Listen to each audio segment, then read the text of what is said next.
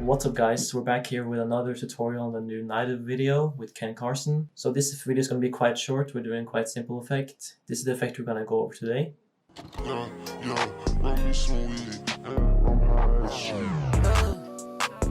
Alright, so let's get into After Effects. So once you have your clip, I'm going to use this clip right here of him on the rooftop. This is how it looks right here.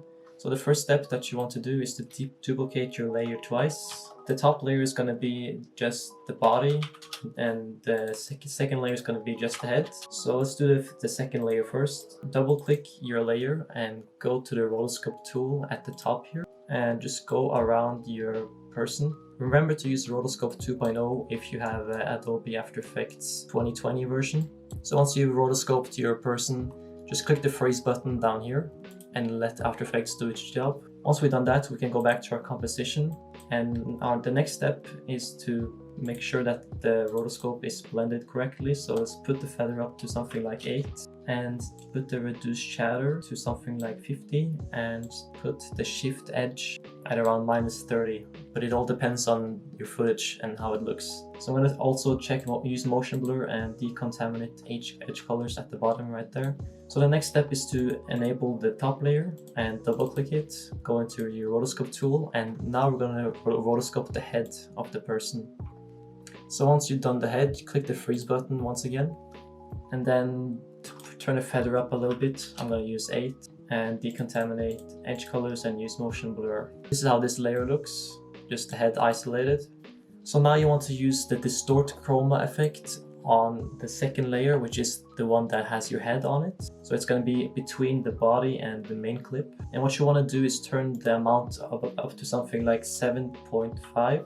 You want a pretty thin line. Then turn the blur lens up, something like 300. I'm going to use 388. And I see there's a little bit too much blue, so I'm going to turn the blue down to 0.81. So there's a little bit less blue in the head layer.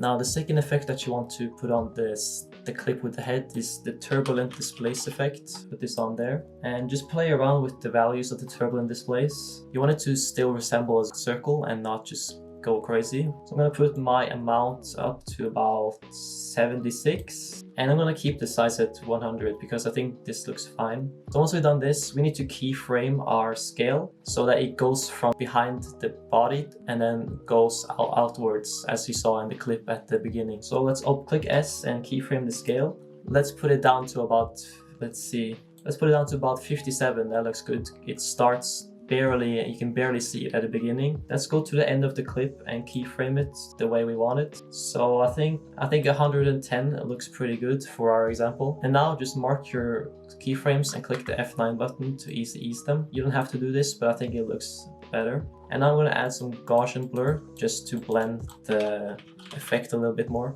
Let's just turn it up just a tiny bit. Let's see how this looks. I think 20 looks pretty good in this situation.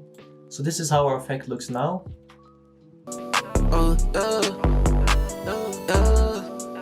And I think that looks pretty good. So thanks for watching guys. Remember to leave a comment what tutorial you want next, subscribe and follow me on Instagram if you want to, and I'll see you next time.